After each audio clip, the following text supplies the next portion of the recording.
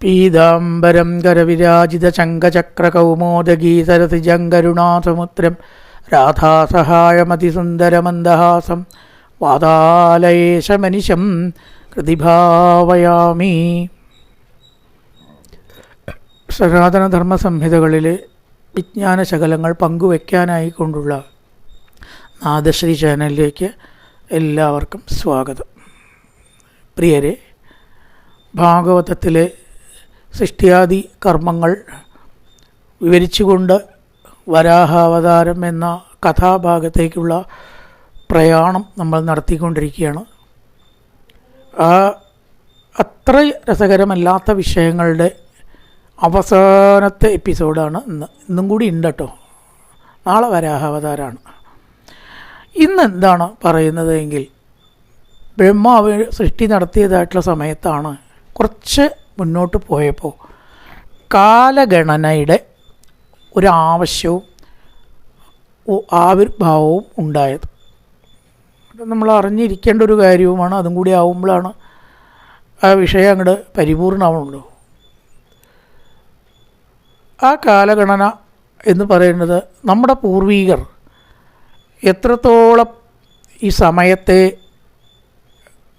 അളന്ന് കണ്ട് പിടിക്കാൻ വേണ്ടി യത്നിച്ചിട്ടുണ്ട് എന്ന രീതിയിൽ ചിന്തിക്കുമ്പോൾ വളരെ രസകരമായ ചില വസ്തുതകൾ നമുക്ക് പറഞ്ഞു തരികയാണ് ശ്രീമദ് ഭാഗവതം. പറഞ്ഞു, ബ്രഹ്മാവ് സൃഷ്ടി നടത്തിക്കൊണ്ടിരിക്കുന്നത് കാലത്തിലാണെന്നും ഭഗവാൻ കാലസ്വരൂപനാണ് എന്നും. കാലം എന്ന് പറഞ്ഞാൽ സമയം. കുറച്ചും കൂടി ദീർഘിക്കുമ്പോൾ കാലം എന്ന് പറയണു, ഇത്രയേ ഉള്ളൂ. സത്യത്തിൽ ഈ ലോകത്തിൽ സമയത്തിനുള്ള പ്രാധാന്യം നമുക്ക് പറഞ്ഞ് അറിയിക്കേണ്ട ആവശ്യമുണ്ടോ? കുറച്ച് സമയം അധികമായാലാണ് ഫോണ് ചൂടാകുന്നതും അയ്യോ അത്ര ദൈർഘ്യം വയ്യ എന്ന് പറഞ്ഞ് നമ്മൾ ചുരുക്കിയതും 30 മിനിറ്റ് വരെയൊക്കെ എത്തിയിരുന്നു. അത് അപകടമായി, ഫോണ് ചൂടായി, ജാമായി, പല പ്രശ്നങ്ങളുണ്ട് അധികം ദീർഘമുള്ളത് അപ്ലോഡ് ചെയ്യുമ്പോൾ.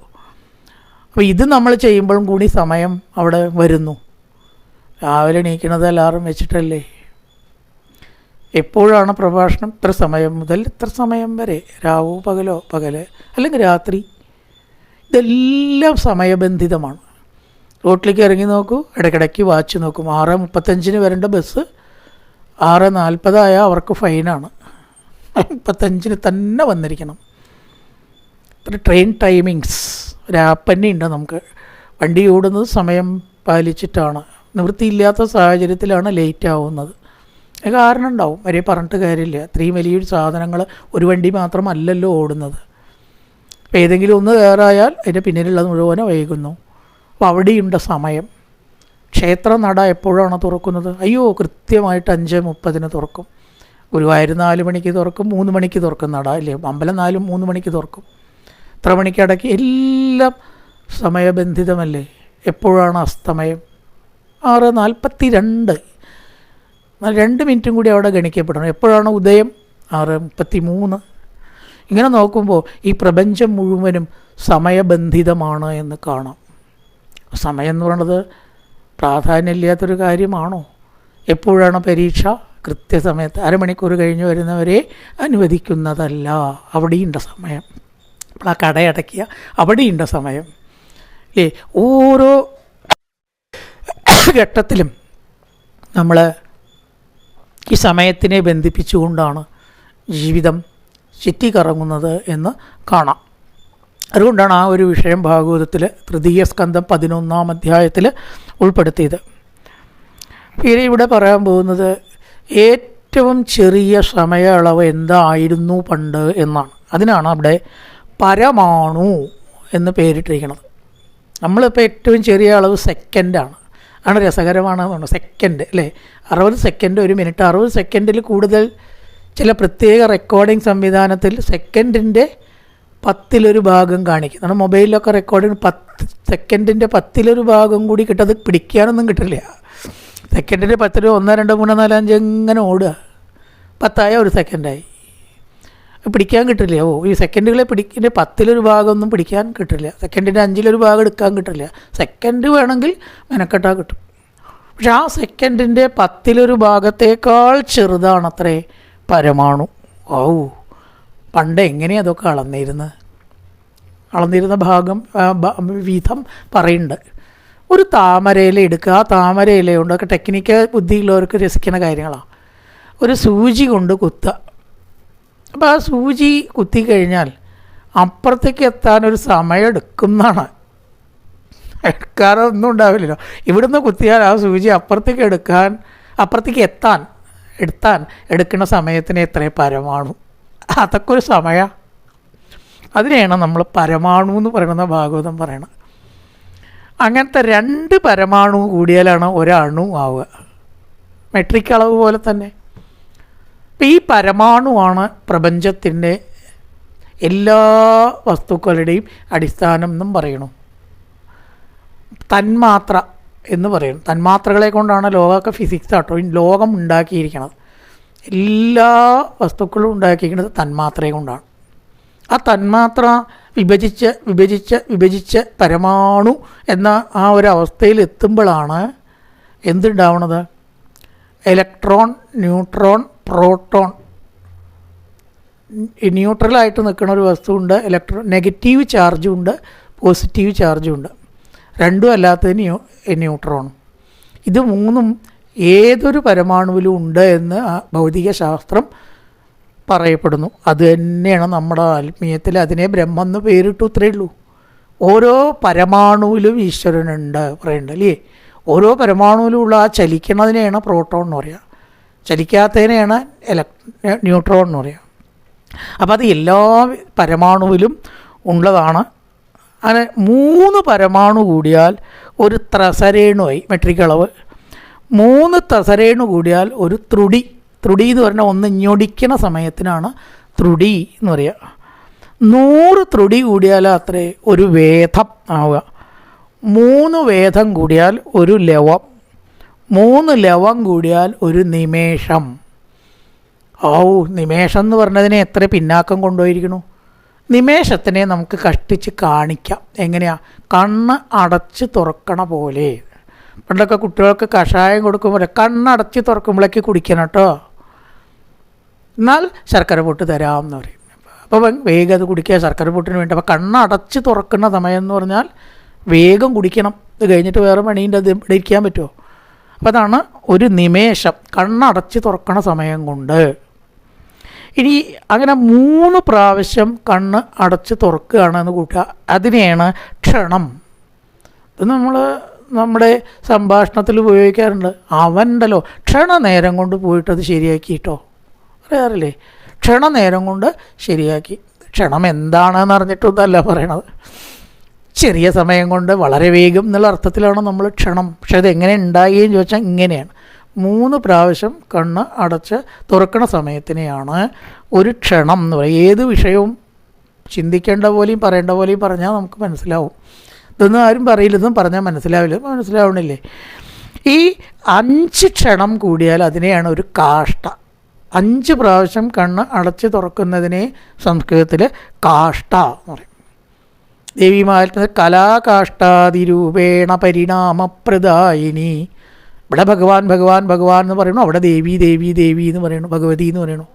ഈ കാഷ്ട എന്ന കാലയളവിന് അടിസ്ഥാനം ദേവിയാണ്. ദേവിയാണ് കാലത്തിനെ മുന്നോട്ട് നയിക്കുന്നത്. അല്ലെങ്കിൽ ദേവി തന്നെയാണ് കാലം. ആ കാലം തന്നെയാണ് മാറ്റങ്ങൾ വരുത്തുന്നത്. കുറച്ച് മുമ്പ് നമുക്ക് തലയിലൊന്നും തേക്കേണ്ടി വരില്ല. ഇപ്പോൾ കുറച്ച് തലയിൽ തേക്കേണ്ടി വരും. പിന്നെ കുറച്ചും കൂടി കഴിഞ്ഞാൽ തേച്ചിട്ടും കാര്യം ഉണ്ടാവില്ല, കാരണം ചുവന്ന നിറമാവണത് അല്ലേ. കുറേ കൂടി കഴിഞ്ഞാൽ തേച്ചാൽ ശരിയാവാട്ടത്തെ കളറായി മാറുന്നു. ആരുണ്ടാക്കി? കാലം അല്ലേ. കാലമാണ് ഈ മാറ്റങ്ങൾ ലോകത്ത് സൃഷ്ടിച്ചു കൊണ്ടിരിക്കുന്നത്. ശരിക്കും ആരാണ് കാലം? ദേവി. ഈ മഹാത്മ്യം പറയുമ്പോൾ ദേവി, ഇവിടെ പറയുമ്പോൾ ഭഗവാൻ ആണ് കാലമായിട്ട്. അപ്പോൾ അതാണ് കലാകാഷ്ടാദി രൂപേണ ലോകത്തിൻ്റെ പരിണാമം വരുത്തുന്നത്. ഇതിന് ഉണ്ടാക്കിയ ഈശ്വരൻ തന്നെയാണ് ഈ മാറ്റവും സൃഷ്ടിക്കുന്നത്. ഒന്നും ഒരു കാലത്തുള്ള പോലെയല്ല കുറച്ച് കഴിഞ്ഞാൽ. ഇപ്പോൾ ഒരു അമ്പലം ഒരു 10 കൊല്ലം മുമ്പുള്ള പോലെയാകുമോ? ഇപ്പോൾ കുറേ കൂടി കഴിഞ്ഞാൽ അതുപോലെയാകുമോ? അപ്പോൾ കാലമാണ് ഈ മാറ്റം വരുത്തുന്നത്. ഈ 5 ക്ഷണം കൂടിയാൽ ഒരു കാഷ്ട, 15 കാഷ്ട കൂടിയാൽ ഒരു ലഘു, 15 ലഘു കൂടിയാലാണ് ഒരു നാഴിക. നക്ഷത്രം എത്ര നാഴികയുണ്ട് എന്ന് നോക്കൂ എന്ന് നമ്മൾ പറയും. ഇത് സമയത്തിൻ്റെ അളവാണെന്നോ എന്താണ് അതിൻ്റെ അടിസ്ഥാനം എന്നോ ഇന്നത്തെ ആൾക്കാർക്ക് അറിയുമോ എന്ന് ചോദിച്ചാൽ സംശയമാണ്. അറിയേണ്ടതൊന്നും അറിയില്ല. എത്ര നാഴികയുണ്ട് ഒരു നാളെന്നോ ഒരു ദിവസം എന്ന് പറഞ്ഞാൽ എത്ര നാഴികയാണെന്നോ. ഏതോ ഒരാൾ തമാശയായിട്ടിനെപ്പറ്റി അദ്ദേഹം ഒരു പ്രൊഫസറാണ്, ഭാഗവതവും നടത്തുമപ്പേ ക്ലാസ്സിൽ പോയപ്പോൾ 27 നക്ഷത്രം കുട്ടികളോട് പറയാൻ പറഞ്ഞു. ഒരു കുട്ടിയാണ് തുടങ്ങി അശ്വതി ഭരണി കാർത്തിക മേടം മിടവം സൺഡേ മൺഡേ. അദ്ദേഹം പറയുക ഇത്ര വിവരം ഉണ്ടാവും കുട്ടികൾക്കെന്ന് ഞാൻ വിചാരിച്ചില്ല കേട്ടോ. അശ്വതി ഭരണി കാർത്തിക സൺഡേ മൺഡേ മേടം മിടവം നാള് പറയണേ. നാളെ എന്താണെന്നറിയില്ല, ഒരു നാളെ എത്ര നാഴികയെന്നറിയില്ല. ഇന്ന് പൂരാണോ ഭരണിയാണോ എത്ര നാഴിക ഉണ്ട് എന്നറിയില്ല. പിറന്നാളിന് എത്ര നാഴിക എടുക്കണം എന്നറിയില്ല. ശ്രാദ്ധത്തിന് എപ്പോഴാണ് എടുക്കുക എന്നറിയില്ല. അപ്പം ഇതൊക്കെ നമ്മൾ അറിഞ്ഞിരിക്കണ്ടേ ഈ ഭാരതത്തിൽ വന്നിട്ട്. അപ്പോൾ 15 ലഘു, ഒരു ലഘു എന്ന് പറഞ്ഞാൽ 15 കാഷ്ടയാണ്. 15 ലഘു പറഞ്ഞാൽ ഒരു നാഴിക. ഈ നാഴിക 60 നാഴിക കൂടിയതാണ് ഒരു ദിവസം. അപ്പോൾ സാധാരണ നിലയ്ക്ക് ഒരു നക്ഷത്രം 60 നാഴിക ഉണ്ടെങ്കിലാണ് ഒരു ദിവസം ഫുള്ളായിട്ടുണ്ട് എന്ന് പറയാം. 60 നാഴിക ഭരണി ഉണ്ടെങ്കിൽ ആ ദിവസം മുഴുവൻ ഭരണിയാണ്. പക്ഷെ ചിലപ്പോൾ ഈ ഭരണി 30 നാഴികയുള്ളൂ എങ്കിൽ 12 മണിക്കൂറേ ഉണ്ടാവുള്ളൂ. പിന്നെ വീണ്ടും 15 നാഴികയുള്ളൂ വെച്ചാലോ കാൽ ഭാഗമേ ഉണ്ടാവുള്ളൂ. അപ്പോൾ 24ൻ്റെ കാലം എത്ര? 6 മണിക്കൂർ. അപ്പോൾ 2 നാഴിക കൂടിയാലാണ് 2.5 മണിക്കൂർ കൂടിയാലാണ് ഒരു നാഴിക എന്ന് കണക്കുണ്ട്. അതനുസരിച്ചിട്ട് നമുക്ക് എത്ര നാഴിക ഉണ്ടെങ്കിൽ എത്ര ടൈം വരെ ഒരു നാഴിക ഉണ്ട് എന്ന് കണക്കാക്കാം. 12 നാഴിക രാവിലെ ഉണ്ടെങ്കിലാണ് പിറന്നാൾ. അത് ഇല്ലെങ്കിൽ അന്ന് പിറന്നാളല്ല, തലേ ദിവസം എടുക്കണം. ചില ദിവസം ഒരു ദിവസം ഇല്ലാണ്ട് അങ്ങനെയും വരും കേട്ടോ. തലേ ദിവസം ഉണ്ടാവില്ല, ഈ ദിവസം ഉണ്ടാവില്ല, അങ്ങനെയൊക്കെ വരും. അപ്പോൾ എന്നാൽ അധികം ഉള്ളച്ചാൽ അന്ന് എടുക്കുക. 12 നാഴികയാണ് വേണ്ടത്. ശ്രാദ്ധത്തിൻ്റെ കണക്ക് അങ്ങനെയല്ല, രാത്രി ഊട്ടി ഉറങ്ങണം. ആ നക്ഷത്രം നമ്മൾ ഊട്ടി ഉറങ്ങുമ്പോൾ ഉണ്ടാവണം. അതാണ് ശ്രാദ്ധത്തിൻ്റെ കണക്ക്. ഒരിക്കൽ തലേ ദിവസം എടുക്കണം, ഒരിക്കലിന് നക്ഷത്രം നോക്കണ്ട. ശ്രാദ്ധത്തിന് ഉറങ്ങാനാണ് നക്ഷത്രം നോക്കേണ്ടത്. ഊട്ടി ഉറങ്ങാൻ ശ്രാദ്ധനാൾ ഉണ്ടാവുക, അതിൻ്റെ തലേ ദിവസം ഒരിക്കൽ എന്ത് നക്ഷത്രം ആയിക്കോട്ടെ. ഈ കണക്കുകളൊക്കെ പറയാൻ വേണ്ടിയിട്ടാണ് 60 നാഴിക ഒരു ദിവസം. അത് 32 എന്നൊക്കെ കലണ്ടറിൽ കാണുമ്പോൾ പകുതി ദിവസമേ 12 മണിക്കൂറേ ആ നക്ഷത്രം ഉള്ളൂ എന്നർത്ഥം. ഏതായാലും ആ 2 നാഴിക കൂടിയാലാണ് ഒരു മുഹൂർത്തം, 6 7 യാമം കൂടിയാലാണ് ഒരു ദിവസം ആയി തീരുന്നത്. 2 നാഴിക ഒരു മുഹൂർത്തവും കുറേ മുഹൂർത്തങ്ങൾ കൂടുമ്പോൾ യാമം ആയിട്ട് മാറും. ആ യാമം കൂടുമ്പോൾ ഒരു ദിവസം, ഈ 6 7 യാമം കൂടുമ്പോൾ 4 യാമം പകലും 4 യാമം രാത്രി, 8 യാമമാണ് ഒരു ദിവസം. സരസ്വതി യാമം കഴിഞ്ഞു എന്നൊക്കെ നമ്മൾ പാട്ടിൽ കേട്ടിട്ടില്ലേ? 8 യാമം ഒരു ദിവസം. അപ്പം 4 യാമം പകലും 4 യാമം രാത്രി, ഒരു ദിവസം ഏകദേശമായി ഇല്ലേ? ഇങ്ങനത്തെ 7 ദിവസം കൂടിയതിനെ ഒരാഴ്ച എന്ന് കണക്കുണ്ടാക്കി പഞ്ചാംഗം. 2 ആഴ്ച കൂടിയാലോ ഒരു പക്ഷം, 2 പക്ഷം കൂടിയാലോ ഒരു മാസം. ഇതൊക്കെ എന്താ പറഞ്ഞാൽ മനസ്സിലാവാത്തതാ? പറയാൻ മടി വെച്ചിട്ട് അതൊന്നും മനസ്സിലാവില്ല. 2 പക്ഷം കൂടിയാൽ ഒരു മാസം. എന്തിനാ അത് പറയണത്? ഈ കണക്ക് പണ്ടേ ബ്രഹ്മദേവനും ദേവന്മാരും ഉണ്ടാക്കിയിരുന്നു. അതിനെ നമ്മൾ കുറച്ച് പരിഷ്കരിച്ചിട്ടാണ് കലണ്ടർ ഇന്നത്തെ വിധത്തിൽ ചിട്ടപ്പെടുത്തിയത് എന്ന് കാണിക്കാൻ. ഈശ്വരൻ്റെ സങ്കല്പത്തിലാണ് ഈ സമയക്രമവും പഞ്ചാംഗവും കലണ്ടറും. കലണ്ടർ എന്നുള്ളതിൻ്റെ മലയാളമാണ് പഞ്ചാംഗം, പഞ്ചാംഗത്തിൻ്റെ ഇംഗ്ലീഷാണ് കലണ്ടർ. കലണ്ടർ എന്ന് പറഞ്ഞാൽ നമ്മൾ ആ ചതുരത്തിൽ ഇപ്പോൾ ചുമരിൻ്റെ മുകളിൽ തൂക്കണത് എന്നാണ് വിചാരിച്ചിരിക്കുന്നത്. അതിന് കലണ്ടർ എന്ന് അർത്ഥമൊന്നുമില്ല, പേരൊന്നുമില്ല. പഞ്ചാംഗം എന്നാണ് അർത്ഥം. 6 മാസം കൂടിയാലാവട്ടെ ഒരു അയനം. അങ്ങനെ 2 അയനങ്ങളുണ്ട് നമുക്ക്. ഒന്ന് ഉത്തരായണം, ഒന്ന് ദക്ഷിണായനം. ഇപ്പോൾ ഉത്തരായണമാണ് നടപ്പ്. നാളെ മുതൽക്ക് ഉത്തരായണമാണ്. മേഷാദവും പകലേറിയിടും. ഇപ്പോൾ വൈകിട്ടാണ് ഇരുട്ടാവുള്ളൂ. സന്ധ്യയ്ക്ക് ഇരുട്ടാവും. കുറച്ചങ്ങോട്ട് പോയിട്ട് 7 മണി വരെ വെളിച്ചമുണ്ടാവും. അതേ സമയത്ത് രാവിലെയോ വേഗം വെളിച്ചാവും. 6 മണിക്കൊക്കെ ഉദയം കാണാം. ഇനി മറിച്ച് തുലാദവും രാവ് ഏറിയിടും. തുലാവും കഴിഞ്ഞാൽ ദക്ഷിണായനമാണ്. ദക്ഷിണായനത്തിൽ വളരെ വേഗം ഇരുട്ടാവും. 6:10 വാങ്ക് വിളിക്കലാണ് അവർക്ക്. അത് വളരെ ചിട്ടേട്ടോ. അസ്തമ സമയത്ത് വാങ്ക് വിളി കേൾക്കുക 6:10. അപ്പോഴാണ് ശരിക്കും വിളക്ക് കൊളുത്തേണ്ടത്. നമുക്ക് അത് കേട്ടിട്ട് വേണം പഠിക്കാൻ. എന്താ ചെയ്യുക? അവർക്ക് ആ സന്ധ്യ ഒരു നിമിഷം തെറ്റില്ല. 6:10 ദക്ഷിണായന കാലത്തൊക്കെ സന്ധ്യ ആവുക. വെളിച്ചാവാനോ കോറ കഴിയും. 6:45 വെളിച്ചാവുള്ളൂ. നമ്മൾ പ്രാദേശിക വാർത്ത കേൾക്കുമ്പോൾ, പ്രാദേശിക വാർത്ത ഇപ്പോൾ ആരാ കേൾക്കണമല്ലേ, ഞാൻ ദിവസവും കേട്ടിട്ട് എൻ്റെ ജീവിതത്തിൽ തുടങ്ങാറുള്ളൂ. ആ ഫ്രഷ് ന്യൂസ് 6:45 വെളിച്ചാവുക, അത് ദക്ഷിണായന കാലത്താണ്. പകലേറുക, രാത്രി കുറയുക, ഉത്തരായണം നാളെ മുതൽക്കുള്ള കാലഘട്ടം. തുലാം മുതൽക്ക് ദക്ഷിണായനം, രാത്രി കൂടും. സന്ധ്യയ്ക്ക് 7:30 ആകുമ്പോഴേക്ക് എത്രയോ നേരമായി തോന്നും ഇല്ലേ. അപ്പോൾ ഇരുട്ടാവുന്ന കാലത്താണ് ദക്ഷിണായനം. ഈ 2 അയനം കൂടിയാലാവട്ടെ 1 വർഷം. അപ്പോൾ നമ്മൾ വിചാരിക്കും കഴിഞ്ഞു എന്ന്. കഴിഞ്ഞിട്ടില്ല. നമ്മളുടെ 1 വർഷമാണ് പിതൃക്കൾക്ക് 1 ദിവസമാവുന്നത്. ദേവന്മാർക്കും പിതൃക്കൾക്കും ഒരേപോലെയാണ്. അപ്പോൾ നമ്മൾ മനസ്സിലാക്കേണ്ട ഒരു കാര്യമുണ്ട് ഇവിടെ, അതുകൊണ്ടാണ് അത് പറയണത്. എല്ലാ ദിവസവും നമ്മൾ മരിച്ചുപോയ പിതൃക്കൾക്ക് ആഹാരം കൊടുക്കുന്നതാണ് ശ്രാദ്ധം, സംവത്സര ശ്രാദ്ധം ഊട്ടുന്നത്. അപ്പോൾ 1 കൊല്ലം ശ്രാദ്ധം മുടക്കിയാൽ 1 ദിവസം അവരെ പട്ടിണിക്കിട്ട പാപം നമ്മൾ അനുഭവിക്കണം. നമുക്കൊരു ദിവസം പട്ടിണി കിടന്നാലോ എങ്ങനെയുണ്ടാവും? ഏകാദശി ദിവസം ആവാട്ടോ കുഴപ്പമില്ല, പക്ഷെ അല്ലാത്ത ദിവസം വിശക്കുമ്പോൾ പിതൃക്കളെ പട്ടിണിക്കിടുന്നതിന് തുല്യമാണ് അവർക്ക് ശ്രാദ്ധമോ ജലമോ എള്ളോ കൊടുക്കാതിരുന്നാൽ. അതുകൊണ്ടാണ് എല്ലാ ദിവസവും ആഹാരം കൃത്യമായിട്ട് കൊടുക്കുന്നതാണ് ശ്രാദ്ധമൂട്ടുന്നത്. ദേവവർഷവും പിതൃവർഷവും ഒരേപോലെയാണ്. നമ്മുടെ 365 ദിവസമാണ് അവരുടെ 1 ദിവസം. ഈ സൂര്യൻ്റെ ചംക്രമണ സമ്പ്രദായം, സൂര്യൻ 1 പ്രാവശ്യം പ്രദക്ഷിണം വയ്ക്കാൻ എടുക്കുന്ന സമയത്തിന് 1 സംവത്സരം എന്ന് പറയും. സത്യത്തിൽ സൂര്യനല്ല കറങ്ങണത് ഭൂമിയാണ്. അത് ഭൗതികമായിട്ടുള്ള ശാസ്ത്രപ്രകാരം അല്ലേ, നമുക്ക് അനുഭവം സൂര്യൻ പ്രദക്ഷിണം വയ്ക്കണതാണ്. കാരണം ഭൂമി കറങ്ങണത് നമ്മൾ അറിയുന്നില്ല. നമ്മളറിയുന്നുണ്ടോ? നമ്മൾ എപ്പോൾ നോക്കിയാലും ഒരു സ്ഥലത്ത് തന്നെയാണല്ലോ. അപ്പം നമ്മുടെ അനുഭവം വെച്ചിട്ടാണ് പണ്ട് ശാസ്ത്രം ഉണ്ടാക്കിയിരിക്കുന്നത്.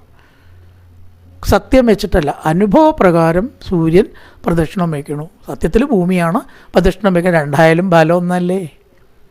അത് 1 വർഷം സംവത്സരം എന്ന് പറയും. ഈ സംവത്സരങ്ങൾ പല തരത്തിലുണ്ട്. കാരണം നമുക്കിപ്പോൾ എളുപ്പത്തിൽ പറഞ്ഞാൽ മനസ്സിലാവുന്ന ഒരു കാര്യം പറഞ്ഞുതരാം. ഫെബ്രുവരി ദിവസം 29 വരാറുണ്ട് 4 കൊല്ലം കൂടുമ്പോൾ, ലീപ്പ് ഇയർ ഇല്ലേ. അങ്ങനത്തെ വർഷങ്ങൾ സംസ്കൃതത്തിലും ഉണ്ട് അത്ര ആ ഒരു കണക്ക്. കാരണം 27 ദിവസമാണ് നാളുകളായിട്ട് തിരിക്കുക. ഒരു മാസം എന്ന് പറഞ്ഞാൽ നമ്മൾ 30 എടുത്തിരിക്കണം. അപ്പോൾ അതിലത്തെ 3 ദിവസം കൂടുമ്പോൾ ആ ഒരു വ്യത്യാസം വരും. അതിനെയാണ് നമ്മൾ പരിവത്സരം, ഇടാവത്സരം, വത്സരം. പരിവത്സരം എന്ന് പറഞ്ഞാൽ അതല്ല. പരിവത്സരം എന്ന് പറഞ്ഞാൽ വ്യാഴം സൂര്യനെ 1 പ്രാവശ്യം പ്രദക്ഷിണം വയ്ക്കാൻ എടുക്കുന്ന സമയം. 12 വർഷത്തിനെ പരിവത്സരം. ഈ 27 നക്ഷത്രങ്ങൾ, ലീപ്പ് ഇയർ മുതലായിരിക്കുന്ന വ്യത്യാസങ്ങളെ കൂട്ടി പറയുമ്പോൾ അതിനെ നമ്മൾ വത്സരം എന്നൊക്കെ പറയുന്നു. അതുകൊണ്ട് 365 ദിവസം കൂടുമ്പോൾ ഉള്ള വർഷം സംവത്സരം. അത് മാത്രമല്ല ഉള്ളൂ എന്ന് ധരിക്കുക. വേറെ വർഷങ്ങളുണ്ട്. പരിവത്സരം വ്യാഴവർഷമാണത്രേ വ്യാഴവട്ടമായിട്ട് മാറിയത്. വ്യാഴവർഷം എന്ന് 12, നമ്മുടെ വർഷത്തിൻ്റെ 12 ഇരട്ടി. 12 കൊല്ലം കൊണ്ടാണ് വ്യാഴം 1 പ്രാവശ്യം സൂര്യനെ പ്രദക്ഷിണം വയ്ക്കുന്നത്. കൂടാതെ വത്സരം മുതലായിട്ടുള്ളതൊക്കെ ഉണ്ട്. അവിടെ നിൽക്കട്ടെ. ഇതൊക്കെ എന്തിനു വേണ്ടിയിട്ടാണ് പറഞ്ഞത് എന്നുള്ളതിലേക്കാണ് ഇനി കിടക്കുന്നത്. ഇവിടെ ഒരു ശ്ലോകം കൊണ്ട് ആ വിഷ്ണു ഭഗവാനെ വന്ദിച്ചിരിക്കുന്നു ഭാഗവത. തസ്മൈ നമഃ ബലിം വരതി ഹരത വത്സര പഞ്ചകായ. ഇപ്പം ഇവിടെ 5 തരത്തിലുള്ള വർഷത്തെയാണ് പറഞ്ഞിരിക്കുന്നത്. സംവത്സരം, പരിവത്സരം, ഇടാവത്സരം, അനുവത്സരം, വത്സരം. ഈ 5 വത്സരത്തിൻ്റെയും അടിസ്ഥാനം ശ്രീനാരായണനായിരിക്കുന്ന വിഷ്ണുവാണ്. അവിടെ നിങ്ങളൊരു കാര്യം ചെയ്തോളൂ, അതൊക്കെ മാറ്റി വയ്ക്കൂ. സർവേശ്വരനായിരിക്കുന്ന ഭഗവാനെ നമസ്കരിക്കൂ. ഈ കാലസ്വരൂപനായിരിക്കുന്ന ഭഗവാനെ നമസ്കരിക്കൂ. അങ്ങനെയാണെങ്കിൽ ആ കാലം എന്ന് പറയുന്ന അത് നമ്മളെ ദുഃഖിപ്പിക്കില്ല. കാലം പലപ്പോഴും നമ്മളെ ദുഃഖിപ്പിക്കാറുണ്ട് ഇല്ലേ. ചെറുപ്പകാലമൊക്കെ കഴിഞ്ഞില്ലേ, നല്ല കാലമൊക്കെ കഴിഞ്ഞില്ലേ, ഈശ്വരപ്പ വയസ്സായില്ലേ, ദുഃഖം ഉണ്ടാവും. ആർക്ക്? അജ്ഞാനികൾക്ക്. ഇതൊക്കെ സ്വാഭാവികമാണെന്ന് അറിയാത്തവർ ദുഃഖിക്കും. ആ കാലമൊക്കെ എത്ര നന്നായിരുന്നു. ഇപ്പോൾ നമ്മളൊക്കെ ഇങ്ങനെ നോക്കി ഒരു 20-22 വയസ്സ് കാലത്ത് ആ ഫോട്ടോ തലയൊക്കെ നരയ്ക്കാതെ സുന്ദര കുട്ടപ്പനായിട്ടൊക്കെ ഇങ്ങനെ നോക്കുക വെച്ചാൽ ഒരു നിമിഷമൊക്കെ നമുക്ക് സങ്കടം തോന്നില്ലേ. ഇഷ്ടട്ടോ ആ കാലം ഉണ്ടല്ലോ, തിരിച്ചു കിട്ടുമോ? അത് നോക്കണ്ട. Live in the present. ഉദിച്ചതിനെയൊക്കെ എപ്പോഴും പറയുന്ന ഒരു വാക്കാണ് ലിവ് ഇൻ ദി പ്രസൻറ്റ്. ഇപ്പം നിങ്ങൾ വയസ്സനാണ്, എന്തിനു ദുഃഖിക്കണം? ഒരു 16 വയസ്സായ കുട്ടിയെ ബസ്സിൽ കണ്ടാൽ സീറ്റ് കൊടുക്കുമോ? നമ്മളെ കണ്ടാൽ നല്ല ആൾക്കാർ ഇപ്പോഴും ഉണ്ട്, എണീക്കും, ഇവിടെ 200 കിട്ടുമോ അച്ഛാ, അല്ലെങ്കിൽ 200 കിട്ടുമോ കാരണവരെ. അതിൻ്റെ ആനുകൂല്യം ആലോചിച്ചൂടെ?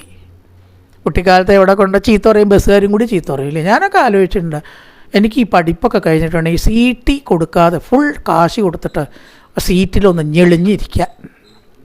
ആ കാലത്ത് ചീത്ത പറയുക കണ്ടക്ടർമാർ, കുട്ടികളെ കണ്ടവർക്ക് ദേഷ്യ. ഇപ്പോൾ പേടിക്കാതില്ലേ, ഫുൾ ചാർജ് കൊടുത്തിട്ടാണ് ഞാൻ ഇരിക്കണം, ആരെയും പേടിക്കുക. അതാ ആസ്വദിച്ചൂടെ? പ്രായത്തിനൊരു പരിഗണനയൊക്കെ ഇന്നും ഭാരതത്തിലുണ്ട്. അപ്പോൾ വയസ്സായ അതിന് ചില ആനുകൂല്യങ്ങളുണ്ട്. നല്ലത് വിചാരിച്ചിട്ട് ഓരോ പ്രായത്തിനെയും ഉൾക്കൊണ്ടുന്നവർക്കും ഈശ്വരഭക്തി ഉള്ളവർക്കും വയസ്സായി എന്ന് വെച്ചിട്ട് ഒന്നും ദുഃഖം ഉണ്ടാവില്ല. കുറേ കഴിഞ്ഞാൽ മരിക്കും. ഇതൊക്കെ സ്വാഭാവികമായിട്ട് അവരെടുക്കണു. അപ്പോൾ ആ കാലം നമ്മളെ ദുഃഖിപ്പിക്കാതിരിക്കാനാണ് ഈശ്വരനെ ഭജിച്ച് അറിവ് സമ്പാദിക്കേണ്ടത്. അല്ലാത്തവർ കഴിഞ്ഞ കാലത്തെക്കുറിച്ച് ദുഃഖിക്കണു, വരാൻ പോണ പ്രതീക്ഷകൾ മനസ്സിൽ വെച്ച് നടക്കണു. ഇവർക്ക് രണ്ടു കൂട്ടർക്കും എന്തില്ല? പ്രപഞ്ചത്തിൽ പ്രസൻറ്റിൽ ജീവിതമില്ല. പ്രസൻറ്റിൽ ജീവിക്കുകയാണ് വേണ്ടത്. കഴിഞ്ഞത് കഴിഞ്ഞു, വരാൻ പോണത് നമ്മുടെ കയ്യിലല്ല. അങ്ങനെ ഓർക്കാൻ സാക്ഷാൽ ശ്രീനാരായണനെ പഞ്ചകായ വത്സര പഞ്ചകം 5 വത്സരങ്ങൾ ഉണ്ടാക്കിയതിൻ്റെ അധിപൻ ആരോ ആ ശ്രീനാരായണനെ നാമസങ്കീർത്തനങ്ങളെ കൊണ്ട് ഭജിക്കൂ. അങ്ങനെ കുറേ കഴിയുമ്പോഴാണ് കൃതയുഗം. 4000 വർഷം സന്ധ്യ കൂട്ടാതെ ഇരിക്കുമ്പോൾ 4000 വർഷം കൃതയുഗം. അതിൽ കുറച്ചും കൂടി കഴിയുമ്പോഴാണ് ത്രേതായുഗം, ദ്വാപരയുഗം, കലിയുഗം. ഇങ്ങനെ 4 യുഗങ്ങളായിട്ട് മാറുന്നു. 14 മനുക്കളാണത്രേ ഈ ചതുർയുഗത്തിൽ ഭരിക്കുന്നത്. ഒരു പകൽ, ഒരു യുഗകാലങ്ങളിലൊക്കെ പകലും രാത്രിയും ബ്രഹ്മാവിന് ഉണ്ട്. കൃതം, ത്രേത, ദ്വാപരം, കലി ഇൻറ്റു 1000 ബ്രഹ്മാവിൻ്റെ പകൽ. കൃതം, ത്രേത, ദ്വാപരം, കലി ഇൻറ്റു 1000 ബ്രഹ്മാവിൻ്റെ രാത്രി. ഈ 4 യുഗവും 1000 പ്രാവശ്യം ആവർത്തിക്കുമ്പോൾ പകലും 1000 പ്രാവശ്യം ആവർത്തിക്കുമ്പോൾ രാത്രിയും. അതിലത്തെ പകൽ സമയത്ത് 14 മനുക്കളാണ് ഭരിക്കുന്നത്, ഇവിടെ ധർമ്മം നിലനിർത്തുന്നത്. അപ്പോൾ 71 ചതുർയുഗമാണ് ഒരു മനുവിൻ്റെ കാലം എന്ന് പറയാം. 1000 വർഷം കടന്നു പോകുമ്പോൾ 14 മനുക്കൾ ഭരിക്കും. 1000 ഡിവൈഡഡ് ബൈ 14 കാൽക്കുലേറ്റർ ഉണ്ടെങ്കിൽ നോക്കിക്കോളൂ, 71 ചില്ലാനം വരും. 71 പോയിൻറ്റ് സംതിങ് ആണ് വരിക. അപ്പോൾ 1000 ചതുർയുഗം കൃതം, ത്രേത, ദ്വാപരം, കലി ഇൻറ്റു 1000 ആണ് 14 മനുക്കൾ ധർമ്മം പരിപാലിക്കുക. അപ്പോൾ 1000 divided by 14 is equal to 71 ചില്ലാനം ചതുർയുഗമാണ് ഒരു മനു. അത് 14 ആകുമ്പോൾ 4 ചതുർയുഗം കഴിയും. ആ 4 ചതുർയുഗം 1000 പ്രാവശ്യം ഒരു പകലും 1000 പ്രാവശ്യം ഒരു രാത്രിയാണ് ബ്രഹ്മാവിന് കേട്ടോ. ബ്രഹ്മാവിൻ്റെ രാവും പകലും. ഇതറിയുന്നവർ രാവും പകലും അറിയുന്നവരാണ് അർജുന എന്ന് ഗീതയിലും ഭഗവാൻ പറഞ്ഞിട്ടുണ്ട്. അപ്പോൾ ഒരു മന്വന്തരം 71 പോയിൻറ്റ് സംതിങ് ചതുർയുഗം. അതിൻ്റെ 14 ആയാലോ പെരുക്കിയാൽ 1000 ചതുർയുഗം ഒരു പകൽ. അങ്ങനെ 1000 ചതുർയുഗം ഉണ്ടാവും. ഇപ്രകാരത്തിൽ 1000 ചതുർയുഗം പകലും 1000 ചതുർയുഗം രാത്രിയും കഴിയുമ്പോൾ 2000 ചതുർയുഗം കഴിയുമ്പോൾ ബ്രഹ്മാവിൻ്റെ ഒരു ദിവസം. അങ്ങനെ 365 കഴിയുമ്പോഴാണ് ബ്രഹ്മാവിന് ഒരു വർഷം. അങ്ങനെ 100 കഴിയുമ്പോഴാണ് ബ്രഹ്മാവിനൊരു ആയുസ് ആവുക. 2000 ചതുർയുഗം എന്ന് പറഞ്ഞാൽ ഒരു ദിവസമാണ്, രാവും പകലും. അങ്ങനത്തെ 365 കൂടുമ്പോൾ ബ്രഹ്മാവിനൊരു വർഷം. അങ്ങനത്തെ 100 കൂടുമ്പോൾ ബ്രഹ്മാവിനൊരു ആയുസ്. അപ്പോൾ അതിൽ 50 വർഷം കഴിയുമ്പോൾ ഒരു പരാർത്ഥമുണ്ട്. അപ്പോൾ ഒരു പ്രളയം ഉണ്ടാവുന്നതാണ്. 50 വർഷം ഈ ക്രമത്തിൽ കഴിയുമ്പോൾ അതിനെയാണ് ബ്രാഹ്മകൽപ്പം, വേദങ്ങൾ പ്രകാശിക്കും എന്ന് പറയുന്നത്. ഇനി അടുത്ത പരാർത്ഥം തുടങ്ങണം. 51ാമത്തെ വയസ്സ് തുടങ്ങുമ്പോൾ ഒരു പ്രളയം ഉണ്ടാവും. 50 കഴിയുമ്പോൾ ഒരു പ്രളയം, അടുത്ത 51 തുടങ്ങുമ്പോൾ ഒരു പ്രളയം. അതിനെയാണ് ബ്രാഹ്മകൽപ്പം എന്ന് പറഞ്ഞാൽ. അപ്പോൾ വേറൊരു കൽപ്പമാണ് പാത്മകൽപ്പം എന്നാണ് അതിന് പറയുക. കാരണം ഭഗവാന്റെ നാഭിയിൽ നിന്ന് പത്മം ഉണ്ടായി ബ്രഹ്മാവ് വീണ്ടും ഉണ്ടാവണ പോലെയാണ്. 50 കൊല്ലം കഴിയുമ്പോഴത്തെ പ്രളയത്തെ ബ്രാഹ്മകൽപ്പം എന്നും 51ാമത്തെ തുടങ്ങുമ്പത്തെ കൽപ്പത്തെ പാത്മകൽപ്പം എന്നും പറയും. താമര ഉണ്ടാവുകയാണ് വിഷ്ണുവിൻ്റെ നാഭിയിൽ നിന്ന്. 50 കഴിഞ്ഞ് ഉറങ്ങിയ ബ്രഹ്മാവ് വീണ്ടും 51ാമത്തെ ഉണരലിന് പാത്മകൽപ്പം എന്ന് പറയും. പാത്മകൽപ്പം. ഇനി അതും കഴിഞ്ഞാൽ 100 വർഷം തികയൂലോ ബ്രഹ്മാവിന്? തികയണം. ആ 100 വർഷം കഴിയുമ്പോൾ ഉള്ള ഒരു കൽപ്പം കൂടിയുണ്ട്. അതിനാണ് വരാഹകൽപ്പം എന്ന് പറയാം. ഇപ്പം എത്ര കൽപ്പമായി? 3 കൽപ്പമായി ഇല്ലേ? ആദ്യം 50 വർഷം കഴിയുമ്പോഴത്തെ കൽപ്പത്തിനെ ബ്രാഹ്മകൽപ്പം, അടുത്ത 51ാമത്തെ തുടങ്ങുമ്പോൾ ഉള്ളത് പാത്മകൽപ്പം, പിന്നെ 100 വർഷം കഴിയുമ്പോൾ ഉള്ളതോ വരാഹകൽപ്പം. അപ്പം തന്നെയാണ് അടുത്ത ബ്രഹ്മാവിൻ്റെ തുടക്കം ഉണ്ടാവണം. അത് രണ്ടും ഒന്നാണ്. കഴിയുമ്പോൾ തന്നെയല്ലേ തുടങ്ങുക. അപ്പോൾ ആ കഴിയുമ്പോൾ ഉള്ള കൽപ്പത്തിനെയാണ് നമ്മൾ വരാഹകൽപ്പം എന്ന് പറയുക. ആ വരാഹകൽപ്പത്തിലാണ് ഭഗവാന്റെ വരാഹ അവതാരം ഉണ്ടായത് എന്ന് പറയാനാണ് ഇതൊക്കെയും പറഞ്ഞത്. ഇനി എന്താ പറയാൻ പോണത്? ഈ കാലത്തിൻ്റെ ഒക്കെ അതീതനാണ് സർവേശ്വരനായിരിക്കുന്ന ശ്രീനാരായണൻ. അദ്ദേഹമാണ് കാലാതീതൻ, ഈ കാലങ്ങൾക്കൊക്കെ അതീതൻ. അങ്ങനെ ഭൂമിയുടെ ചുറ്റുമുള്ള 7 ആവരണങ്ങൾക്ക് അപ്പുറത്ത് സ്ഥിതി ചെയ്യുന്ന, ഒരു മറവോ മുറിവോ കൂടാതെ ഏറ്റവും മാഹാത്മ്യത്തോടു കൂടി പ്രകാശിക്കുന്നതായ ശ്രീനാരായണനാവട്ടെ ഈ കാലം എന്ന പ്രതിഭാസത്തിനെ അതിജീവിച്ച് നിൽക്കുന്നു. ആ ശ്രീനാരായണനെ ഭജിക്കുന്നവർക്ക് കാലത്തിനെ പേടിക്കണ്ട. ഏത് കാലം അതിൻ്റെ പാട്ടിൽ പൊക്കോട്ടെ, ഭയക്കേണ്ടെന്നും പറഞ്ഞ് ഈശ്വരഭക്തിയാണ് ഈ പ്രപഞ്ചത്തിൽ ജീവിക്കാൻ ഏറ്റവും വേണ്ടതെന്നും കാലസ്വരൂപനായിട്ടുള്ള ഭഗവാനെ സന്തോഷിപ്പിക്കാൻ വേണ്ടതെന്നും കാലദുഃഖവും കാലഭയവും നമ്മളെ ഇല്ലാണ്ടിരിക്കാൻ വേണ്ടത് എന്നും ബോധിപ്പിച്ചുകൊണ്ട് കാലഗണന എന്ന വിഷയം അവസാനിപ്പിച്ചിരിക്കുന്നു. തുടർന്നാണ് ഇനി വരാഹാവതാര കഥ.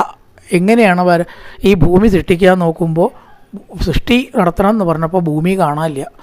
അത് ഹിരണ്യാക്ഷൻ വെള്ളത്തിൽ താഴ്ത്തി വെച്ചു. ആരാണ് ഹിരണ്യാക്ഷൻ? എങ്ങനെയാണ് ഭഗവാൻ വെള്ളത്തിൽ താണുപോയ ഭൂമിയെ ഉയർത്തിയത്? ആ വരാഹാവതാര കഥ തുടങ്ങുകയാണ്. അപ്പോൾ നാളെ മുതൽക്ക് ഹിരണ്യാക്ഷൻ്റെയും വരാഹാവതാരയും കഥയിലേക്കാണ്ട് കിടക്കുകയാണ്. അങ്ങനെ നമ്മുടെ ഈ വക വിഷയങ്ങൾ അവസാനിക്കുകയാണ്.